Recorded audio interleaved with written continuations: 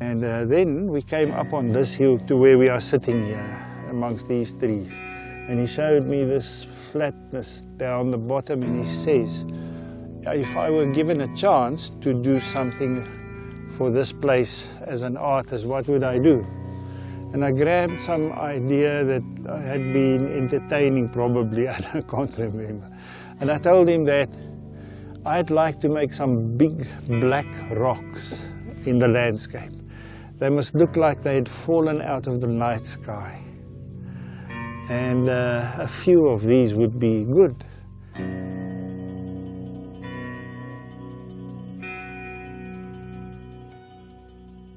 So I wanted to bring homage to the Vredefort asteroid, because it's about talking about prehistory and things that had happened so long ago that had a direct impact on the way we are shaped, what we eat and who we are, how we think even, and how we exist today as human beings. I want to tell the story of us in nature. How did we get here? What caused it? And in the cradle, it's not called a cradle for nothing. The cradle tries to tell that story.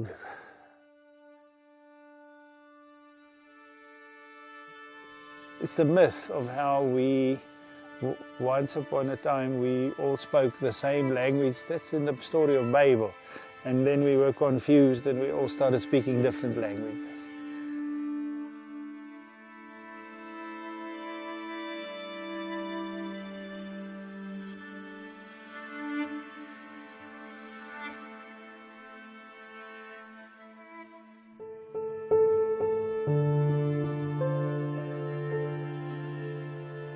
There's a kind of clearing in the forest here, and I put some rocks in this clearing, rocks from the cradle, more specifically rocks from Sterkfontein.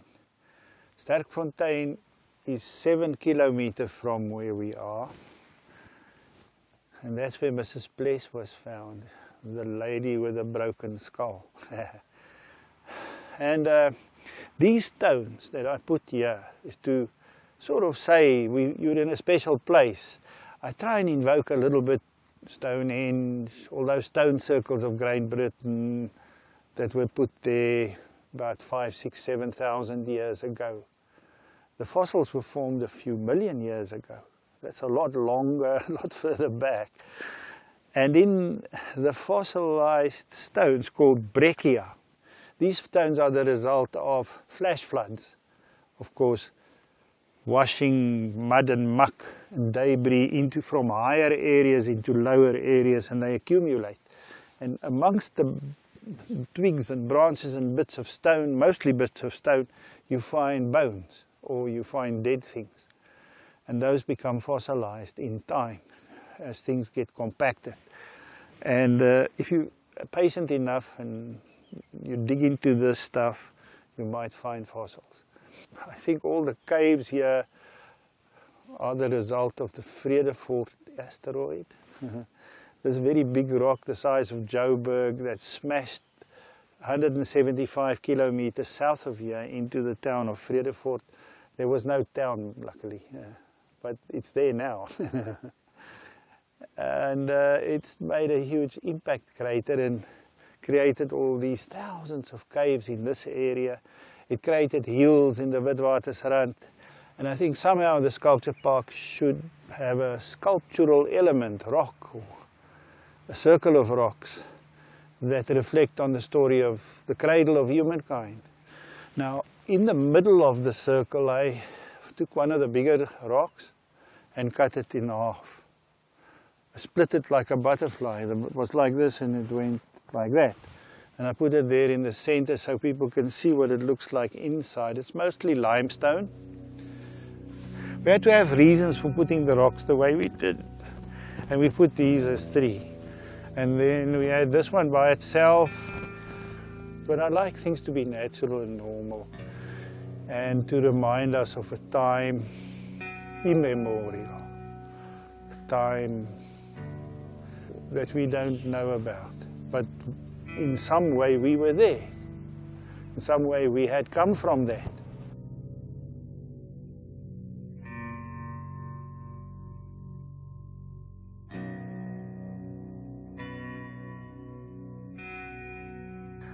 O Jerusalem, Jerusalem, thou that killest the prophets and stonest them which are sent unto thee. Then the conflict between the Palestinians and Israel from 2003 to 2017, I think, intensified. And I was angry about that already.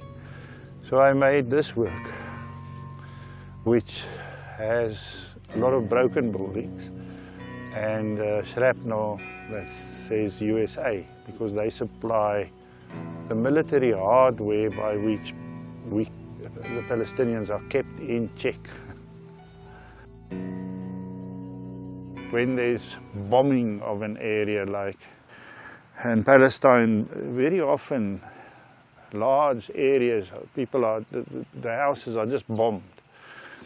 And bombing of the roads give you the black, and the bombing of buildings give you the concrete and bricks. These are bricks, and that's concrete bits and pieces that are broken.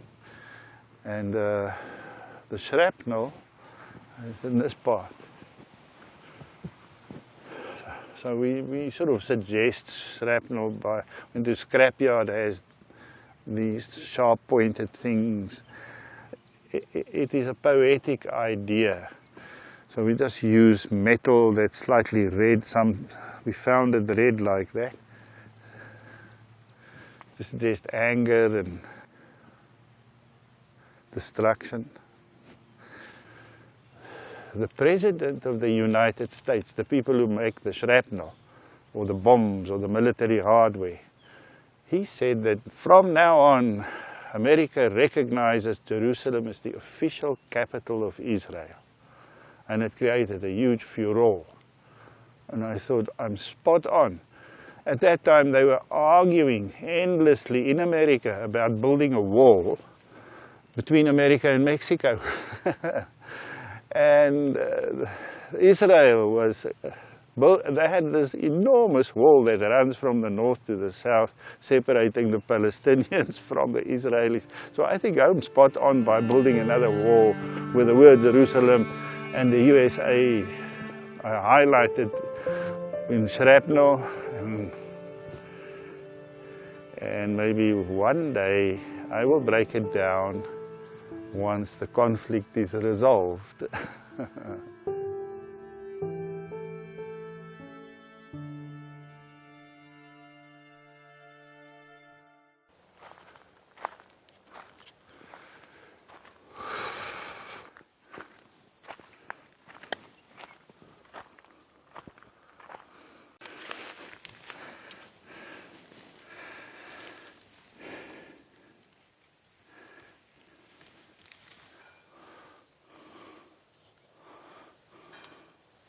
And from where I was walking, it's very dramatic, this facets, like a diamond or ruby or some precious stone that's been cut into different faces. The rock had some features in it that suggested we must make the angles. You try to read the rock when you see it in the quarry. When we found it, it had a hole there was a hole here somewhere. Somebody had drilled there and there was just a hole. So we decided to see what would happen if we split it.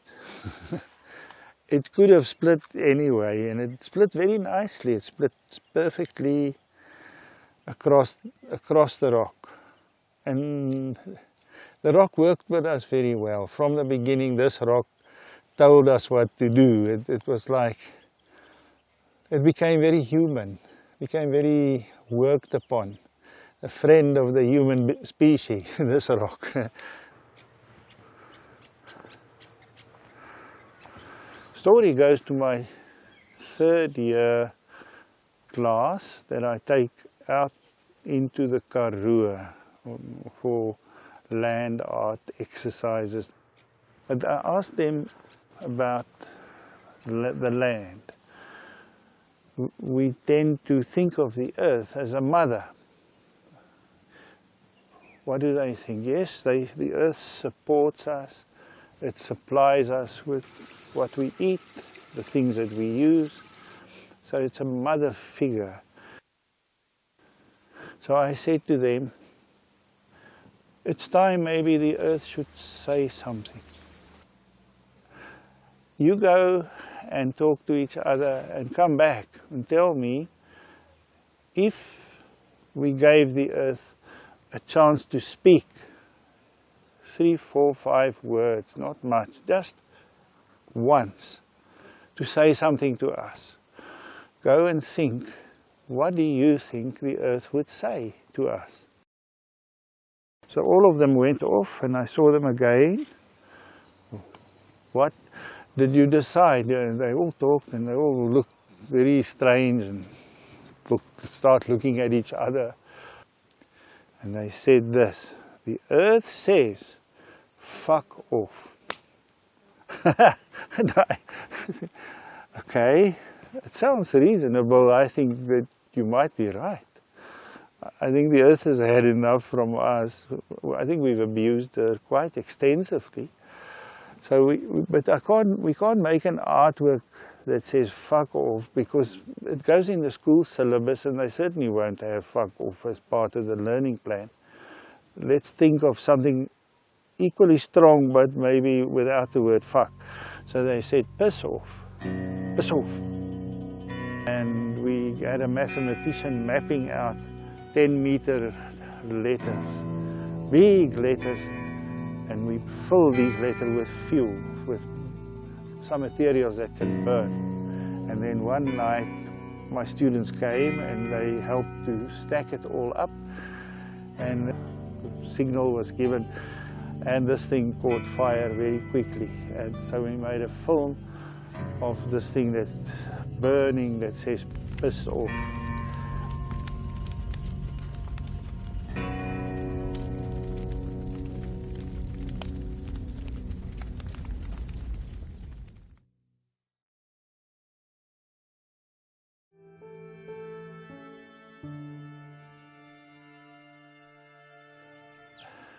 I have a few slogans, I guess they're called bumper sticker things, that are very, they have to do with knowing.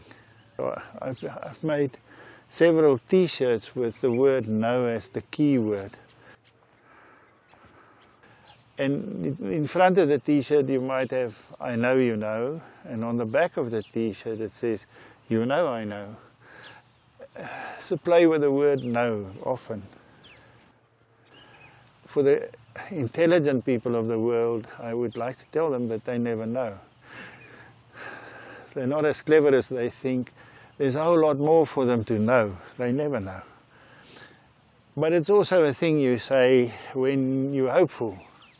You hope to win the lottery. So you have to buy a ticket because you never know. You might win. And all things that are hopeful, you say this thing. And so on and so on. It's a sign of hope, but it's also a statement to say, don't think you know everything. And there's even till the end of time, you don't stand a chance of knowing. You'll never know. It's not for you. It cuts too much in all directions, and it should apply to everyone in a good and a bad way. I like ambiguity. I like things not to be straightforward, and this certainly isn't straightforward. And this is just quiet. It's come to rest, unassuming, I guess. And I felt very proud of it, because it wasn't shouting at anyone, it wasn't declaring any earth-shattering truth. It was just quietly going in all directions, and you could read into it whatever you liked.